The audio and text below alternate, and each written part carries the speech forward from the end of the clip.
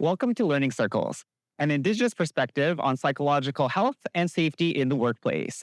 A special video series created to support employers across BC's tourism and hospitality industry.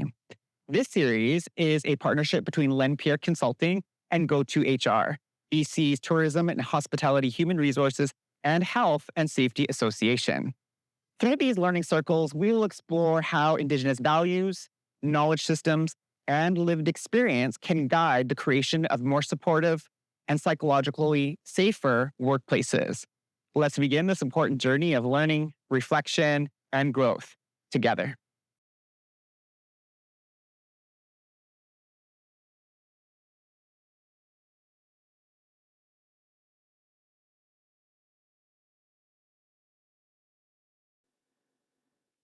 Indigenous perspectives on feedback and giving feedback.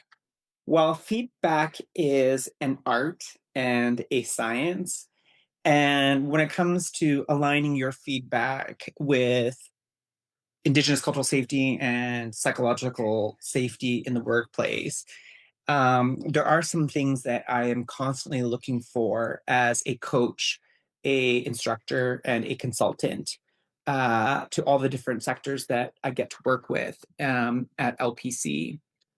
When it comes to feedback, the greatest thing that is one of my favorite cultural safety tools that I try to abide by in my teams and my organizations is what I call aspiring for instilling a feedback culture in your team.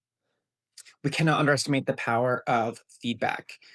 I am highly convinced that the best performing teams on the planet have a really great feedback culture about them.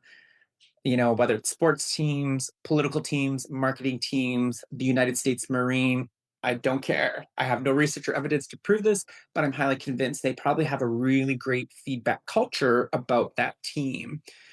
So when it comes to instilling a culture of cultural safety for the Indigenous peoples that you work with within your team and your organization, having a good feedback culture when prejudice, discrimination, racism, when stereotypes or unsafe things about Indigenous peoples can manifest in a workplace, we're not going to get very far if we feel like our team members, our staff, our workforce cannot come and offer us that feedback.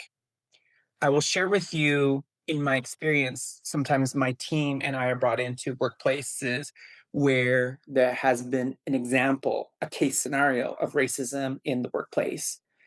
And what's fascinating, what we found when we go into those organizations and do our investigation, 60 to 70% of the time, what was said or the way that a professional behaved, they had no clue the way they were behaving or the language they used was racist in nature.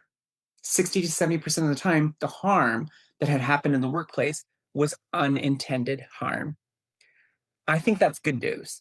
I think that's good news because if we have a feedback culture in our team, we can offer that person that feedback. If you have that culture in your team, say, did you know what you said back there was, discriminatory or prejudice or oppressive or unsafe for, First Nations, Métis, Inuit people, then we can learn.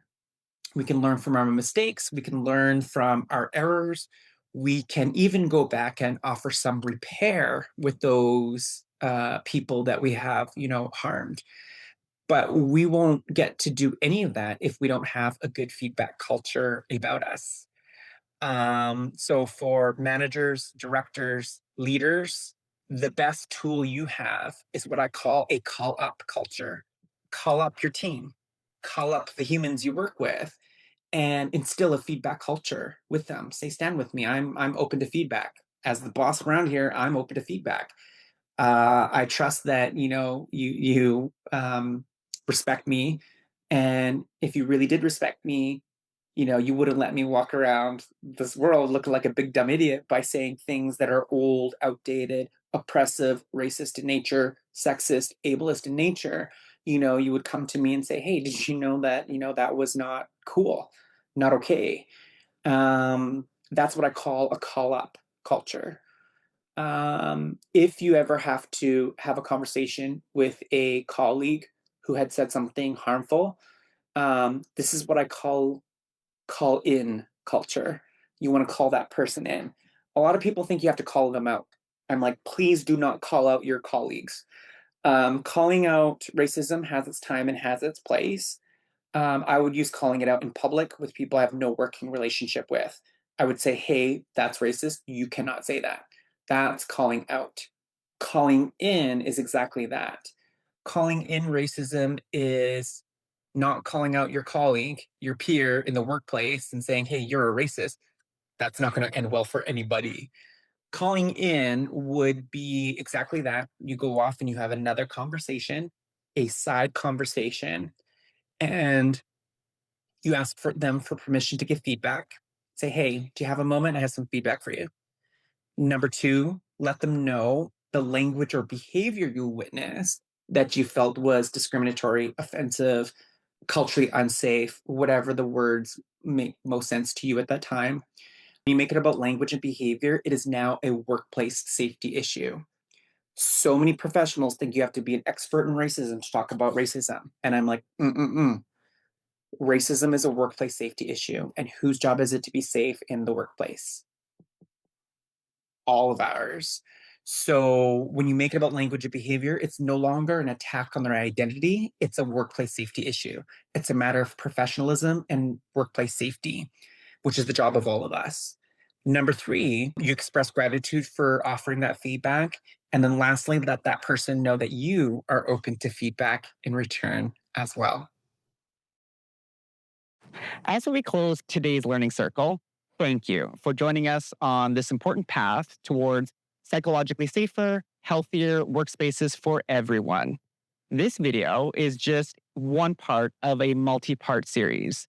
We encourage you to watch the other sessions, each offering new insights and practical steps that you can take.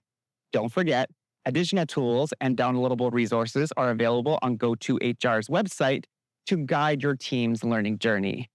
Together, we are building workplaces rooted in understanding, inclusion, and psychological health and safety.